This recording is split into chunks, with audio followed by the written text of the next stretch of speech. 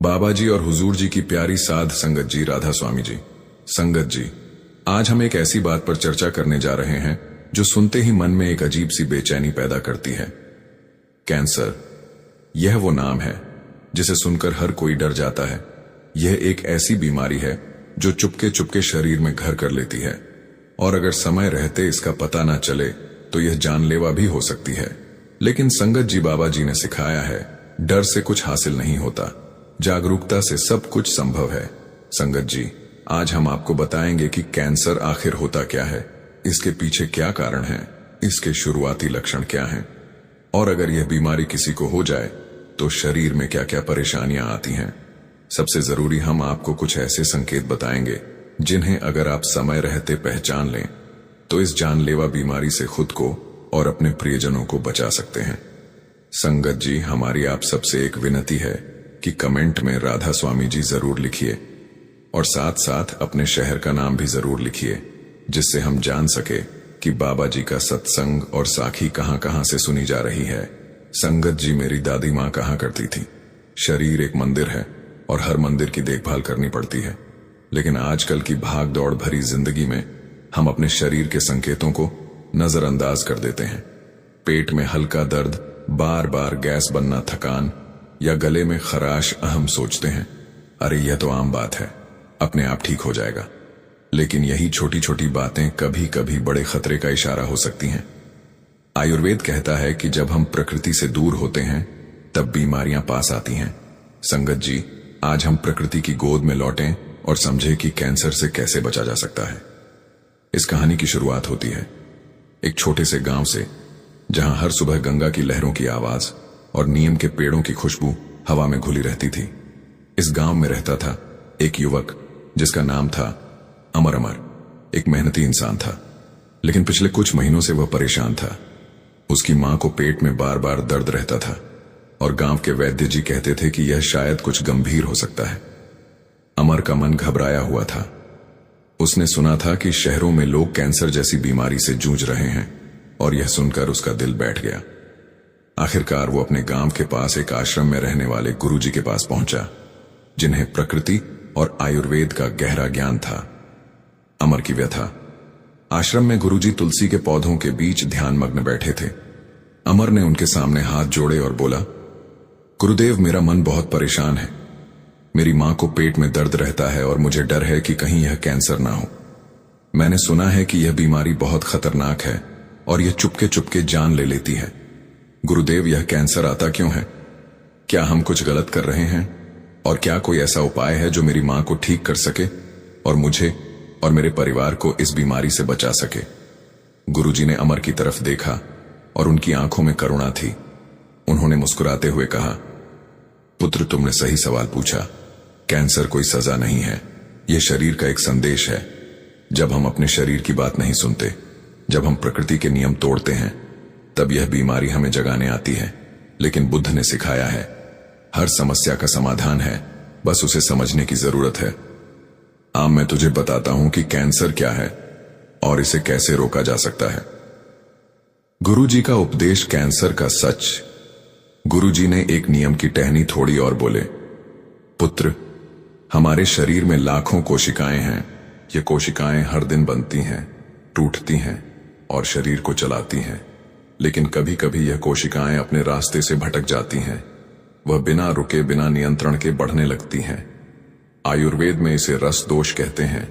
जब शरीर का संतुलन बिगड़ जाता है, यह अनियंत्रित कोशिकाएं एक जगह इकट्ठा होकर गांठ बनाती हैं, जिसे ट्यूमर कहते हैं। कुछ ट्यूमर साधारण होते हैं, लेकिन कुछ शरीर के दूसरे हिस्सों में फैल जाते हैं और यही कैंसर कहलाता है।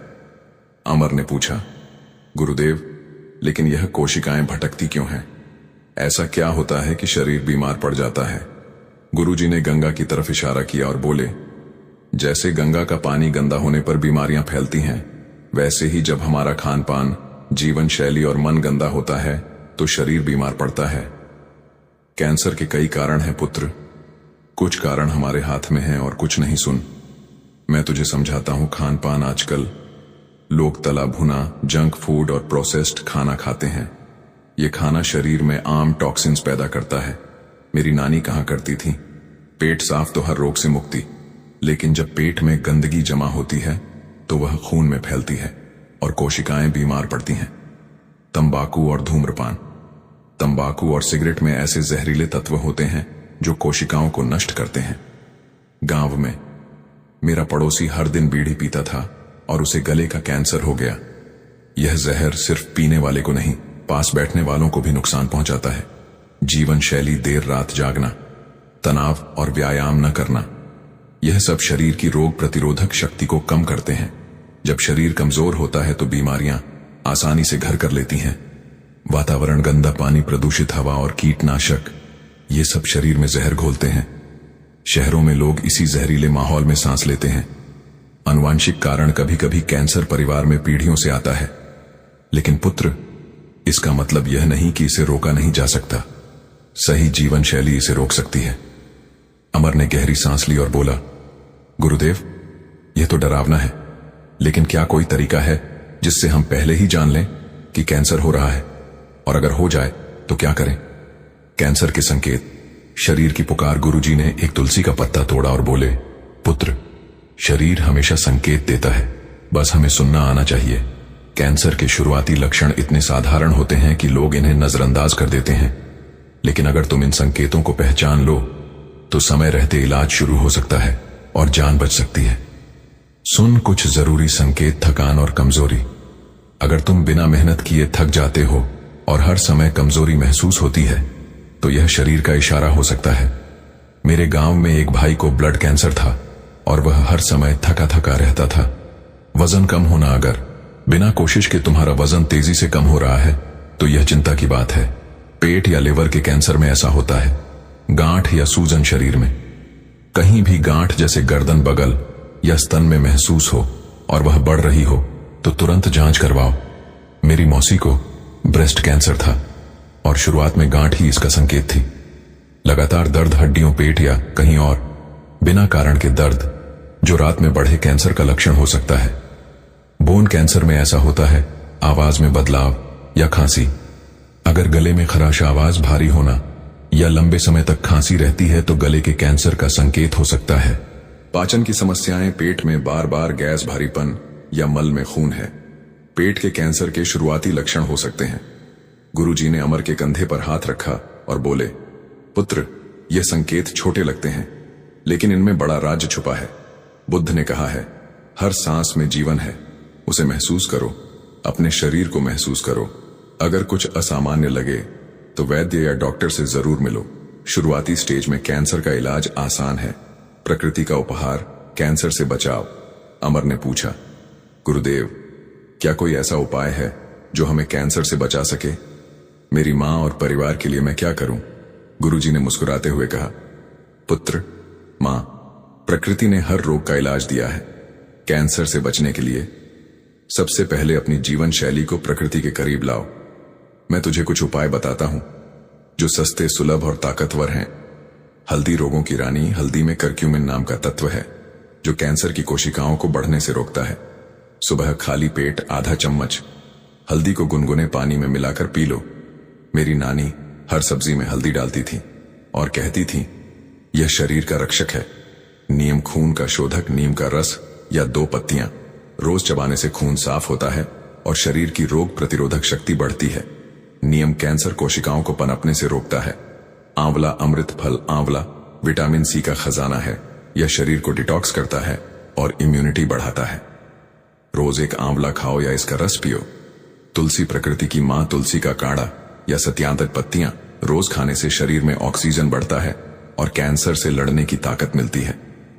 मेरे गांव में हर घर में तुलसी का पौधा होता था। गुरुजी का ताकतवर नुस्खा। गुरुजी ने एक मिट्टी का घड़ा उठाया और बोले, पुत्र, मैं तुझे एक ऐसा नुस्खा बताता हूं जो शरीर को अंदर से मजबूत करेगा।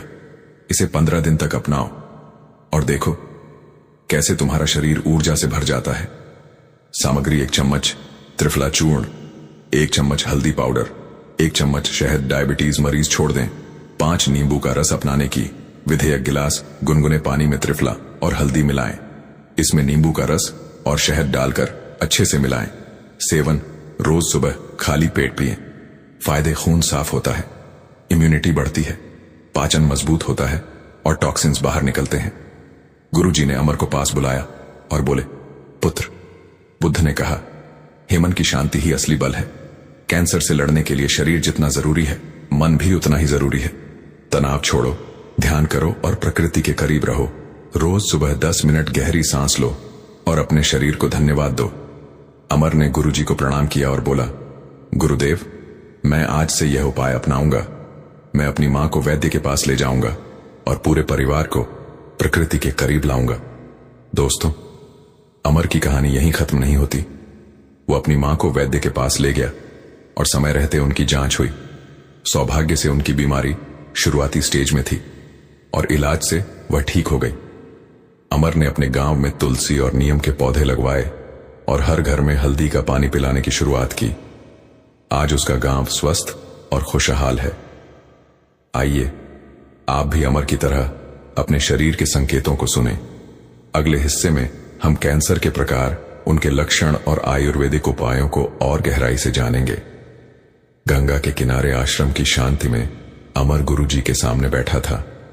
तुलसी के पौधों की खुशबू और पास बहती गंगा की लहरों की आवाज ने उसके मन को थोड़ा सुकून दिया, लेकिन उसकी आंखों में अपनी मां की चिंता साफ झलक रही थी। गुरुजी ने अमर की ओर देखा और बोले, पुत्र, डर मन का बंधन है। बुद्ध ने सिखाया है, सच को देखो, समझो और उसका सामना करो। तू अपनी मां के लिए चिंतित है, यह स्वाभाविक है, लेकिन चिंता से पहले हमें समझना होगा कि कैंसर कई रूपों में आता है। हर रूप का अपना स्वभाव है और हर स्वभाव को समझकर हम उससे लड़ सकते हैं। मैं तुझे बताता हूं। अमर ने हाथ जोड़े और बोला, गुरुदेव, आपने कहा कि कैंसर कई तरह का होता है, लेकिन मेरी मां को जो पेट का दर्द है, क्या वह कैंसर हो सकता है? और बाकी कैंसर कौन कौन से हैं? कृपया मुझे विस्तार से बताएं ताकि मैं हर संकेत को समझ सकूं। गुरुजी ने जमीन पर एक टहनी से चित्र बनाना शुरू किया। एक पेड़ जिसकी कई शाखाएं थीं। उन्होंने कहा, पुत्र, कैंसर कोई एक बीमारी नहीं, यह कई बीमारियों का समूह है। जैसे इस पेड़ की हर शाखा अलग है, वैसे ही कैंसर हर अंग में अलग रूप लेता है। इसका नाम उस अंग के आधार पर पड़ता है जहां यह शुरू होता है। मैं तुझे कुछ मुख्य प्रकार और उनके संकेत बताता हूं। ध्यान से सुन, क्योंकि यह ज्ञान तेरे परिवार को बचा सकता है। कैंसर के प्रकार और उनके संकेत। पेट का कैंसर चुपके से बढ़ने वाला शत्रु। गुरुजी ने पेड़ की एक शाखा पर उंगली रखी और बोले, पुत्र, तू अपनी मां के पेट के दर्द की बात कर रहा था। पेट का कैंसर बहुत चालाक होता है। यह धीरे धीरे कई सालों में बढ़ता है और जब तक इसके लक्षण दिखते हैं तब तक यह गहराई तक फैल चुका होता है। मेरे गांव में एक भाई था जिसे बार बार गैस और पेट में भारीपन रहता था। वो सोचता था, अरे ये तो खराब खाना खाने से हुआ होगा, लेकिन बाद में पता चला कि यह पेट का कैंसर था। लक्षण पेट में बार बार हल्का दर्द या भारीपन, खाना खाने के बाद सूजन या गैस, भूख कम लगना या जल्दी पेट भर जाना, मल में खून या काला मल। गुरुजी की सलाह, पुत्र, पेट को साफ रखो। रोज सुबह 1 गिलास गुनगुने पानी में नींबू और 1 चुटकी सेंधा नमक मिलाकर पियो। यह पेट के टॉक्सिन्स को धोता है। और हां, अजवाइन का पानी पकाकर पीना है, पाचन को मजबूत करता है।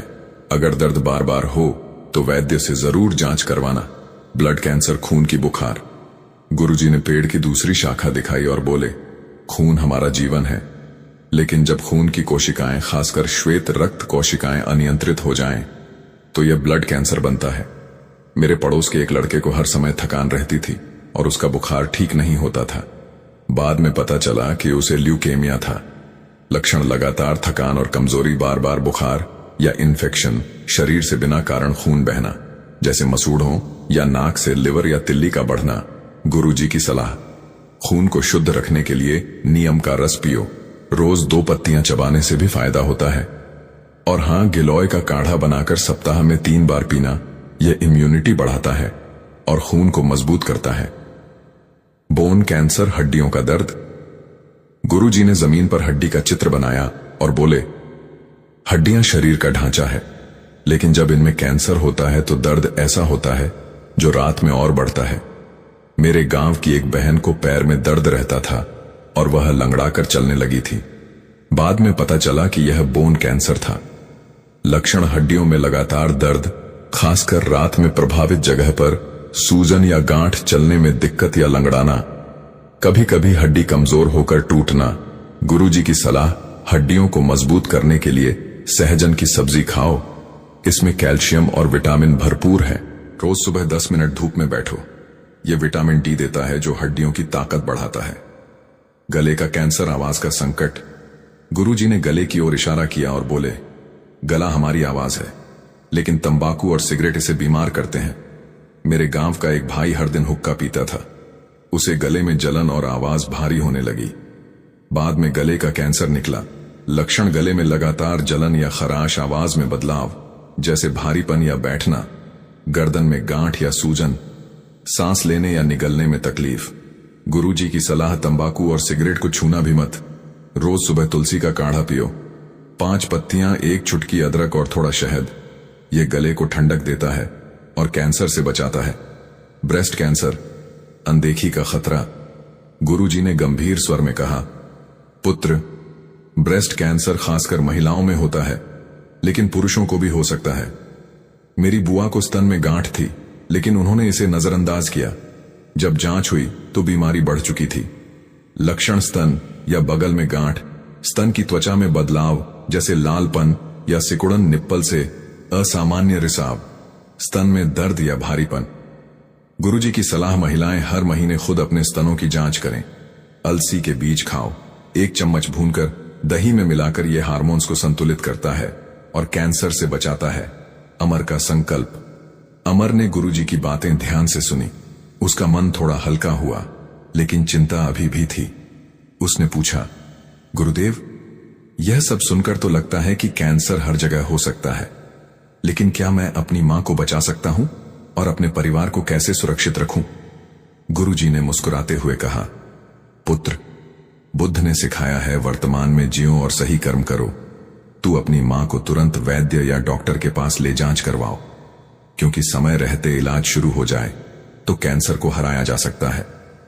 और अपने परिवार के लिए प्रकृति के नियम अपनाओ। खान पान, सादा शाकाहारी खाना खाओ। हरी सब्जियां, फल और साबुत अनाज शरीर को ताकत देते हैं। मेरी दादी कहती थी, हरा खाओ, बीमारी भगाओ जीवन शैली। रोज सुबह सूरज को प्रणाम करो, 10 मिनट योग करो और गहरी सांस लो। यह तन और मन को शुद्ध करता है। जागरूकता, शरीर के हर संकेत को गंभीरता से लो। अगर कुछ असामान्य लगे तो देर मत करो। गुरुजी ने अमर को एक तुलसी का पौधा दिया और बोले, इसे अपने घर में लगाना। यह मां प्रकृति का आशीर्वाद है। और याद रख, कैंसर से डरने की नहीं, उससे लड़ने की जरूरत है। अमर ने गुरुजी को प्रणाम किया और मन में ठान लिया कि वह अपनी मां की जांच करवाएगा और अपने परिवार को प्रकृति के करीब लाएगा। आश्रम में सूरज की किरणें तुलसी के पत्तों पर पड़ रही थीं और गंगा की लहरें हल्की हल्की आवाज कर रही थीं। अमर गुरुजी के सामने बैठा, उनके हर शब्द को अपने मन में उतार रहा था। उसकी आंखों में अब डर कम और उम्मीद ज्यादा थी। गुरुजी ने कैंसर के प्रकार और उनके संकेत बता दिए थे, लेकिन अमर के मन में एक सवाल अभी भी था। उसने हाथ जोड़कर पूछा, गुरुदेव, आपने कैंसर के संकेत और प्रकार बता दिए, लेकिन मेरी मां और मेरे परिवार को इस बीमारी से बचाने के लिए मैं क्या करूं? क्या कोई ऐसा रास्ता है जिससे हम कैंसर को अपने घर के पास भी ना आने दें? और अगर गुरुदेव, मेरी मां को यह बीमारी हो ही गई तो क्या प्रकृति के पास इसका कोई जवाब है? गुरुजी ने गंगा की ओर देखा, जहां पानी शांत लेकिन ताकतवर बह रहा था। उन्होंने मुस्कुराते हुए कहा, पुत्र, गंगा की तरह हमारा शरीर भी है। जब तक उसमें शुद्धता और प्रवाह है, वह स्वस्थ रहता है। कैंसर तब आता है जब शरीर का प्रवाह रुकता है, जब टॉक्सिन्स जमा होते हैं और जब मन तनाव से भारी हो जाता है। लेकिन बुद्ध ने सिखाया है, हर अंधेरे में एक रोशनी है। मां प्रकृति ने हमें ऐसे उपाय दिए हैं जो न सिर्फ कैंसर से बचाते हैं, बल्कि शरीर को अंदर से इतना मजबूत बनाते हैं कि बीमारियां पास ना आए। मैं तुझे वो रास्ता, वो खान पान और वो जीवन शैली बताता हूं जो तेरा परिवार सुरक्षित रखे। और हां, अगर बीमारी आ भी जाए तो उससे लड़ने की ताकत भी दे। ध्यान से सुन, कैंसर से बचाओ। प्रकृति का रास्ता। गुरुजी ने जम पर एक वृत्त बनाया और बोले, पुत्र, कैंसर से बचाव के 4 स्तंभ हैं। सही खान पान, शुद्ध जीवन शैली, मन की शांति और जागरूकता। यह चारों मिलकर शरीर को एक कवच देते हैं।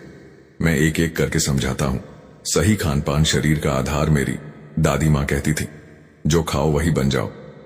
आजकल लोग तला भुना, चीनी से भरा खाना और प्रोसेस्ड चीजें खाते हैं। यह सब शरीर में आम यानी टॉक्सिन्स पैदा करते हैं जो कैंसर का कारण बन सकते हैं। आयुर्वेद कहता है सादा खाना, शाकाहारी खाना और प्रकृति का खाना खाओ। क्या खाएं? हरी सब्जियां, पालक, मेथी, चौलाई और ब्रोकली। इनमें विटामिन, मिनरल्स और एंटीऑक्सीडेंट्स होते हैं जो कैंसर कोशिकाओं को बढ़ने से रोकते हैं। फल, आंवला, अमरूद, पपीता और सेब। मेरे गांव में हर बच्चा सुबह एक आंवला खाता था और बीमारियां दूर रहती थीं। साबुत अनाज, ज्वार, बाजरा, रागी और ब्राउन राइस ये पाचन को मजबूत करते हैं और टॉक्सिन्स को बाहर निकालते हैं।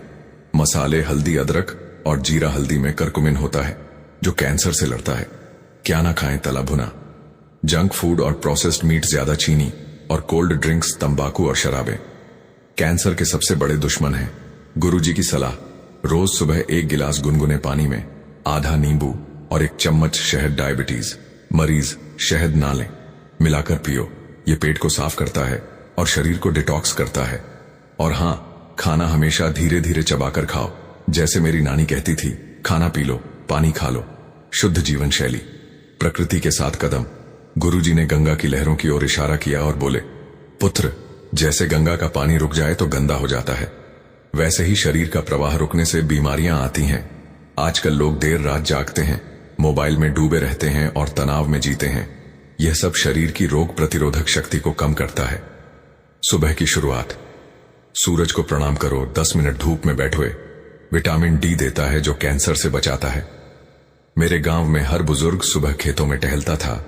योग और व्यायाम, रोज 15 मिनट सूर्य नमस्कार या प्राणायाम करो।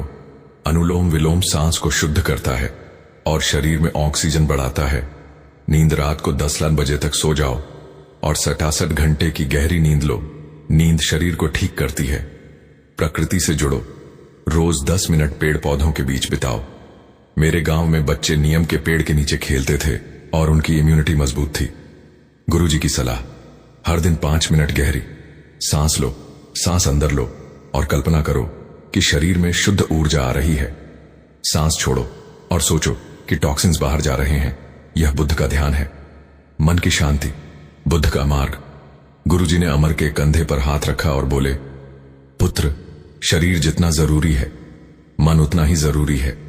तनाव, चिंता और गुस्सा शरीर में जहर पैदा करते हैं। वैज्ञानिक कहते हैं कि तनाव इम्यूनिटी को कमजोर करता है और कैंसर को बढ़ने का मौका देता है। बुद्ध ने कहा, मन को शांत रखो, सब संभव है। ध्यान, रोज 10 मिनट ध्यान करो। एक शांत जगह पर बैठो, आंखें बंद करो और अपनी सांसों पर ध्यान दो। मेरे गांव में लोग गंगा किनारे ध्यान करते थे और उनका मन हल्का रहता था। कृतज्ञता, हर दिन अपने शरीर को धन्यवाद दो। यह मंदिर है जो तुझे हर दिन जीने की ताकत देता है। सकारात्मकता, अच्छे लोगों के साथ समय बिताओ। मेरी दादी कहानी सुनाती थी और हमारा मन खुश रहता था। गुरुजी की सलाह, रोज रात को सोने से पहले 5 मिनट उन चीजों को याद करो जो तुझे खुशी देती हैं। यह मन को शांति देता है और कैंसर से लड़ने की ताकत बढ़ाता है। जागरूकता, समय का महत्व। गुरुजी ने गंभीर स्वर में कहा, पुत्र, कैंसर का सबसे बड़ा हथियार है हमारी लापरवाही। लोग संकेतों को नजरअंदाज करते हैं और जब बीमारी बढ़ जाती है तब पछताते हैं। मेरे गांव की एक बहन को ब्रेस्ट कैंसर था, लेकिन उसने गांठ को नजरअंदाज किया। जब जांच हुई तो देर हो चुकी थी। नियमित जांच, हर 6 महीने में वैद्य या डॉक्टर से जांच करवाओ, खासकर अगर परिवार में कैंसर का इतिहास हो। शुरुआती संकेत, पेट में दर्द, गांठ या थकान को हल्के में ना लो, तुरंत जांच करवाओ। शिक्षा, अपने परिवार को कैंसर के संकेत सिखाओ। मेरे गांव में हम बच्चों को नियम चबाना सिखाते थे ताकि उनकी इम्यूनिटी मजबूत हो। गुरुजी की सलाह, हर महीने अपने शरीर को ध्यान से देखो। कोई बदलाव जैसे गांठ, सूजन या दर्द दिखे तो वैद्य से मिलो। समय ही सबसे बड़ा हथियार है। आयुर्वेदिक नुस्खे, प्रकृति का अमृत। गुरुजी ने आश्रम के कोने में रखा। एक मिट्टी का घड़ा उठाया और बोले, पुत्र, मां, प्रकृति ने हर रोग का जवाब दिया है। मैं तुझे कुछ नुस्खे बताता हूं जो कैंसर से बचाते हैं और शरीर को मजबूत करते हैं। यह सस्ते हैं, हर घर में मिलते हैं और सदियों से आजमाए गए हैं। त्रिफला ड्रिंक, शरीर का शोधक सामग्री 1 चम्मच त्रिफला, चूर्ण आंवला, हरड़ बहेड़ा। यह चम्मच हल्दी पाउडर, 1 गिलास गुनगुने पानी में त्रिफला और हल्दी मिलाएं। इसमें नींबू का रस अपनाने की विधि। 1 गिलास गुनगुने पानी में त्रिफला और हल्दी मिलाएं। इसमें नींबू का रस और शहद डालकर अच्छे से मिलाएं। सेवन रोज सुबह खाली पेट पिए। फायदे: खून साफ करता है, पाचन मजबूत करता है, इम्यूनिटी बढ़ाता है। गुरुजी की कहानी। मेरे गांव में एक बुजुर्ग हर दिन त्रिफला लेते थे। उनकी उम्र 90 थी और वह कभी बीमार नहीं पड़े। हल्दी अदरक काढ़ा कैंसर का दुश्मन। सामग्री: 1 चम्मच कच्ची हल्दी या 1000 चम्मच हल्दी पाउडर, 1 छोटा टुकड़ा अदरक कद्दूकस किया, 5 तुलसी के पत्ते, 1 चुटकी काली मिर्च। बनाने की विधि: 2 कप पानी में सभी सामग्री डालकर उबालें जब तक पानी आधा ना रह जाए। छानकर गुनगुना पिए। सेवन: दिन में 1 बार दोपहर के खाने के बाद। फायदे: कैंसर कोशिकाओं को बढ़ने से रोकता है, सूजन कम करता है, इम्यूनिटी बढ़ाता है। गुरुजी की सलाह। यह काढ़ा मेरी मां बनाती थी। जब भी गले में खराश होती, यह अमृत की तरह काम करता था। नीम का रस, खून का रक्षक। सामग्री: 2003 नीम की ताजी पत्तियां, आहा गिलास पानी। बनाने की विधि: पत्तियों को धोकर पानी के साथ पीस लें, छानकर रस निकालें। सेवन: सप्ताह में 3 बार सुबह खाली पेट। फायदे: खून साफ करता है, कैंसर कोशिकाओं को पनपने से रोकता है, त्वचा और पेट को स्वस्थ रखता है। गुरुजी की कहानी। मेरे गांव में बच्चे नियम की दातून करते थे। उनकी इम्यूनिटी ऐसी थी कि सर्दी खांसी पास नहीं आती थी। आंवला अमरूद स्मूदी इम्यूनिटी का खजाना। सामग्री: 1 आंवला बीज निकालकर 1 अमरूद, ½ चम्मच जीरा पाउडर, 1 गिलास पानी। बनाने की विधि: सभी सामग्री को ब्लेंडर में डालकर स्मूदी बनाएं। छानना जरूरी नहीं। सेवन दोपहर में नाश्ते के रूप में। फायदे: विटामिन सी से भरपूर, इम्यूनिटी बढ़ाता है, पाचन को मजबूत करता है, कैंसर से बचाव में मदद करता है। गुरुजी की सलाह। आंवला और अमरूद मेरे गांव के हर घर में थे। बच्चे इन्हें खेल खेल में खा लेते थे। अमर की राह प्रकृति की शरण में। अमर ने गुरुजी की बातें अपने मन में बिठा ली। उसने पूछा, गुरुदेव यह सब तो ठीक है, लेकिन अगर मेरी मां को कैंसर हो गया तो क्या यह नुस्खे काम करेंगे? और क्या मैं अपने गांव वालों को भी यह सिखा सकता हूं? गुरुजी ने गंगा के पानी को छुआ और बोले, पुत्र, अगर बीमारी शुरुआती स्टेज में है तो यह नुस्खे शरीर को मजबूत करेंगे और इलाज में मदद करेंगे। अगर बीमारी बढ़ गई है तो भी यह शरीर की ताकत बढ़ाते हैं ताकि वह दवाइयों का साथ दे सके। लेकिन सबसे जरूरी है वैद्य या डॉक्टर से जांच और इलाज। प्रकृति और विज्ञान साथ चले तो चमत्कार होता है। और हां, अपने गांव वालों को जरूर सिखा।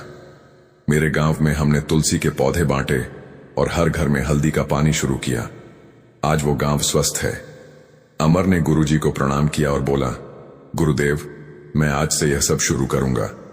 मैं अपनी मां को वैद्य के पास ले जाऊंगा और अपने गांव में प्रकृति का संदेश फैलाऊंगा। गुरुजी ने तुलसी का एक पौधा अमर को दिया और बोले, यह पौधा अपने घर ले जा, इसे रोक और हर दिन इसे पानी दे। जैसे यह पौधा फलेगा, फूलेगा, वैसे ही तेरा परिवार भी स्वस्थ होगा। बुद्ध ने कहा है, हर कदम सही दिशा में हो तो मंजिल मिल ही जाती है। जा पुत्र, और अपने परिवार को बचा। गंगा के किनारे सूरज डूब रहा था और आश्रम में तुलसी की खुशबू हवा में तैर रही थी। अमर गुरुजी के सामने बैठा, मन में एक नई उम्मीद लिए। गुरुजी ने उसकी आंखों में देखा और बोले, पुत्र, तूने कैंसर का सच जाना, प्रकृति के उपाय सीखे और अब तेरा कर्तव्य है कि इस ज्ञान को अपने गांव तक ले जाए। बुद्ध ने कहा है, एक दिया जलाओ, अंधेरा अपने आप भागेगा, तू वह दिया बन। अमर ने गुरुजी को प्रणाम किया और बोला, गुरुदेव, मैं अपनी मां को वैद्य के पास ले गया। उनकी जांच हुई और सौभाग्य से यह कैंसर नहीं था। लेकिन मैंने आपकी सलाह अपनाई। हमारे घर में तुलसी का पौधा लगा और हर सुबह हल्दी का पानी शुरू किया। मेरी मां अब पहले से बेहतर है। मैं अपने गांव वालों को भी यह सिखाना चाहता हूं। लेकिन गुरुदेव, मन में डर तो रहता है, अगर भविष्य में यह बीमारी आई तो क्या करें? गुरुजी ने मुस्कुराते हुए कहा, पुत्र, डर मन का भ्रम है। बुद्ध ने सिखाया, वर्तमान में जियो और सचेत रहो। कैंसर से डरने की नहीं, जागरूक रहने की जरूरत है। रोज अपने शरीर को सुनो। अगर कोई संकेत दिखे, गांठ दर्द या थकान, तो तुरंत वैद्य से मिलो। प्रकृति के उपाय, हल्दी, नीम, आंवला और तुलसी तेरे शरीर को मजबूत करेंगे। और सबसे जरूरी मन को शांत रख। हर सुबह 5 मिनट गहरी सांस लो और अपने शरीर को धन्यवाद दे। यह माइंडफुलनेस तुझे ताकत देगी। गुरुजी ने गंगा की ओर इशारा किया और बोले, जैसे गंगा हर गंदगी को साफ करती है, वैसे ही तू अपने गांव में जागरूकता फैला। हर घर में तुलसी रोप, हल्दी का पानी पिलाओ और बच्चों को प्रकृति से जोड़ो। यही तेरा कर्म है। अमर ने संकल्प लिया। उसने अपने गांव में तुलसी के पौधे बांटे और हर घर में आयुर्वेद की बात फैलाई। आज उसका गांव स्वस्थ और खुशहाल है। दोस्तों, आप भी अमर बने, अपने शरीर को सुने, प्रकृति को अपनाएं और जागरूक रहें। कैंसर से डरे नहीं, उससे लड़ें। संगत जी, अभी आप वीडियो में बने रहिए। संगत जी, हम सब जानते हैं कि कुछ साल पहले बाबा जी को कैंसर हो गया था। संगत जी, इस बीमारी का सही से पता लगने से पहले बाबा जी के गले में थोड़ी दिक्कत रहने लगी थी। तो जब बाबा जी ने डेरे के डॉक्टरों को दिखाया तो डॉक्टरों ने अपनी समझ के हिसाब से इलाज शुरू कर दिया। बाबा जी के कई टेस्ट किए गए, लेकिन बाबा जी के गले में दिक्कत और बढ़ने लगी और उन दिनों में बाबा जी को 103 से 104 बुखार रहने लग गया। तो बाबा जी ने दिल्ली के एक बड़े डॉक्टर को दिखाया, लेकिन वहां के डॉक्टरों को भी कुछ समझ नहीं आ रहा था। डॉक्टर ने सारे टेस्ट किए, लेकिन सभी टेस्ट नॉर्मल आ रहे थे और बाबा जी के गले में दर्द भी ठीक नहीं हो रहा था। तब तक वहां के डॉक्टर नहीं जानते थे कि जिनका वह इलाज कर रहे हैं वह कौन है। लेकिन जब डॉक्टरों को बताया गया कि एक पूर्ण संत है और संगत इनको प्रेम से बाबा जी कहकर पुकारती है, तो डॉक्टरों ने बाबा जी के आगे हाथ जोड़ दिए और डॉक्टर कहने लगे कि हे सच्चे बादशाह, आप ही कोई रंग दिखाओ, क्योंकि हमें कुछ भी समझ में नहीं आ रहा। तो बाबा जी ने खुद ही डॉक्टर को बताया कि आप गले की इस जगह को स्कैन करो। तो डॉक्टरों ने बाबा जी के कहने पर गले के अंदर के उस हिस्से में कैमरे से स्कैन किया। तो डॉक्टर को समझ आ गया कि यहां कोई रसौली है। फिर जैसे जैसे बाबा जी बताते गए, वैसे वैसे डॉक्टर ने चेक किया तो उन्हें समझ में आ गया कि यह कोई आम रसौली नहीं है, तो कैंसर है। तो इसके बाद बाबा जी का आगे का इलाज सिंगापुर में शुरू किया गया। इधर कुछ वक्त के लिए सत्संग कैंसिल कर दिए गए थे और संगत भी अब जान चुकी थी कि बाबा जी को कोई गंभीर बीमारी हुई है। संगत का अपने सदगुरु के प्रेम में रो रो कर बुरा हाल हो गया था। सभी को बाबा जी की चिंता लग गई थी। सिंगापुर जाने से पहले जब बाबा जी नोएडा से वापस आए थे, तो बाबा जी के साथ हर समय डॉक्टरों की एक टीम रहती थी और सिंगापुर जाने से पहले बाबा जी की कोठी में डॉक्टरों की निगरानी में इलाज चलता रहा। संगत जी, उन दिनों बाबा जी को एक से एक बुखार रह रहा था। तो बाबा जी ने बोला कि विदेश जाने से पहले मैं अपनी संगत से मिलना चाहता हूं, लेकिन डॉक्टर ने बाबा जी को कोठी से बाहर निकलने को मना कर दिया। फिर बाबा जी कहने लगे कि मुझे 10 मिनट के लिए संगत के पास जाना है। अब सदगुरु के हुक्म को कौन मना कर सकता था। तो बाबा जी को कोठी से एम्बुलेंस में बिठाकर पंडाल तक लाया गया और जैसे ही बाबा जी स्टेज पर गए तो बाबा जी को देखकर सारी संगत जोर से रोने लगी। संगत को चुप कराना सेवादारों के लिए भी मुश्किल हो गया था। फिर बाबा जी ने संगत के साथ बात की और संगत को समझाया कि मेरी संगत ही मेरा परिवार है। अगर मेरा परिवार ही घबरा जाएगा तो मेरे अंदर हिम्मत कैसे आएगी। करीब 5 से 10 मिनट तक बाबा जी संगत के साथ बातें करते रहे और सभी को समझाते रहे। तब भी सभी को सिर्फ एक ही हुक्म दिया कि भजन सिमरण करते रहो। बाबा जी को डॉक्टरों की पूरी निगरानी में सिंगापुर में ले जाया गया और वहां बाबा जी का एक लंबा इलाज चला और एक लंबे समय के इलाज के बाद ठीक होकर जब बाबा जी वापस डेरे पहुंचे तो अपने सदगुरु के दर्शनों की चाह में संगत डेरे पहुंचने लगी और बाबा जी के दर्शन करके संगत बहुत रोई। संगत जी, मैंने आपसे कहा था कि संतों के कोई कर्म नहीं बनते। संत तो अपनी संगत के कर्मों को ही अपने सिर पर ले लेते हैं। संगत जी, अब वीडियो को समाप्त करते हैं। संगत से विनती है, कमेंट में राधा स्वामी जरूर लिखें और हमारे चैनल को सब्सक्राइब करना मत भूलें और वीडियो को ज्यादा से ज्यादा शेयर करें।